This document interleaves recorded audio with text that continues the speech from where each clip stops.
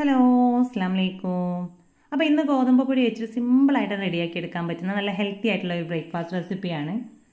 അപ്പോൾ ഇത് റെഡിയാക്കി എടുക്കാനായിട്ട് ആദ്യം തന്നെ ഒരു ബൗളിലേക്ക് 1.5 കപ്പ് ഗോതമ്പ് പൊടി ചേർത്ത് കൊടുക്കാം. അടുത്തതായിട്ട് ഇതിലേക്ക് ചെറുതായിട്ട് തന്നെ അരിഞ്ഞെടുത്തിട്ടുള്ള മല്ലിയിലയും പച്ചമുളകും സവാളയും ചേർത്ത് കൊടുക്കാം. അപ്പോൾ ഏറ്റവും പൊടിയായിട്ടുള്ള രീതിയിൽ വേണം കേട്ടോ നമ്മളിതിലേക്ക് ഇത് അരിഞ്ഞെടുക്കാനായിട്ട്.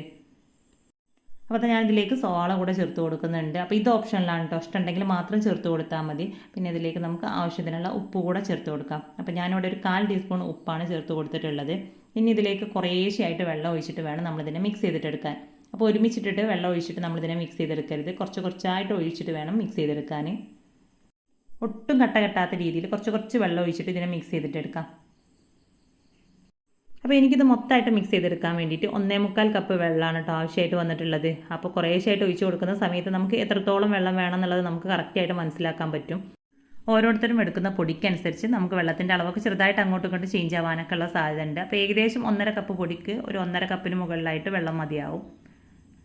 അപ്പോൾ അത് നോക്കിയിട്ട് മാത്രം വെള്ളം ഒഴിച്ച് കൊടുത്താൽ മതി കേട്ടോ. അപ്പോൾ ഒരുപാട് ലൂസാവാത്ത രീതിയിൽ വേണം നമ്മളിതിനെ ബാറ്റർ റെഡിയാക്കി എടുക്കാനായിട്ട്.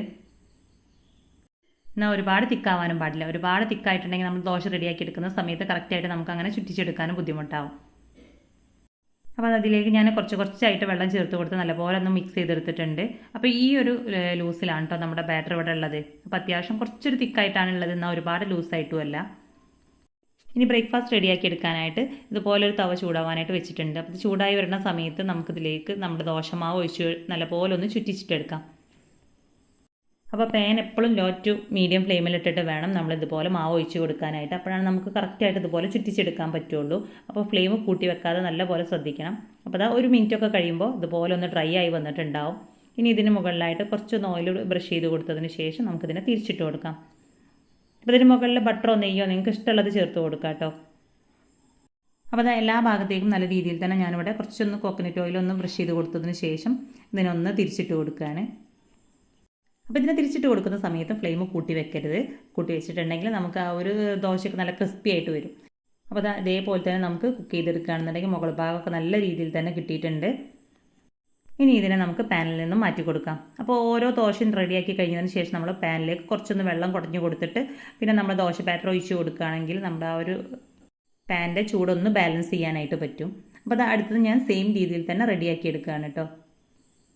അപ്പോൾ മടിയുള്ള ദിവസങ്ങളിലും തിരക്കുള്ള ദിവസങ്ങളിലൊക്കെ പെട്ടെന്ന് തന്നെ റെഡിയാക്കി എടുക്കാൻ പറ്റിയിട്ടുള്ള ഒരു അടിപൊളിയായിട്ടുള്ള ബ്രേക്ക്ഫാസ്റ്റ് റെസിപ്പിയാണിത്. അപ്പോൾ ഇതിൻ്റെ മുകൾ ഭാഗം കൂടെ ഒന്ന് ഡ്രൈ ആയി വന്നതിന് ശേഷം നമുക്കിതിൻ്റെ മുകളിലും കുറച്ചൊന്ന് ഓയിൽ ബ്രഷ് ചെയ്ത് കൊടുക്കാം. അപ്പോൾ 1 മിനിറ്റ് വെക്കുമ്പോൾ തന്നെ അതിൻ്റെ മുകൾ ഭാഗമൊക്കെ നല്ലപോലെ ഒന്ന് ഡ്രൈ ആയി വരും. ഇനി ഇതിനെ നമുക്ക് ഒന്ന് തിരിച്ചിട്ട് കൊടുക്കാം.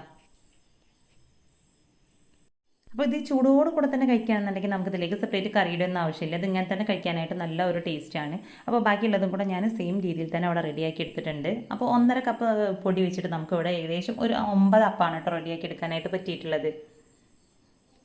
അപ്പോൾ അത് നല്ല സോഫ്റ്റ് ആയിട്ടുള്ള നല്ല രീതിയിൽ തന്നെയുള്ള ദോശയാണ് നമുക്കിവിടെ കിട്ടിയിട്ടുള്ളത്.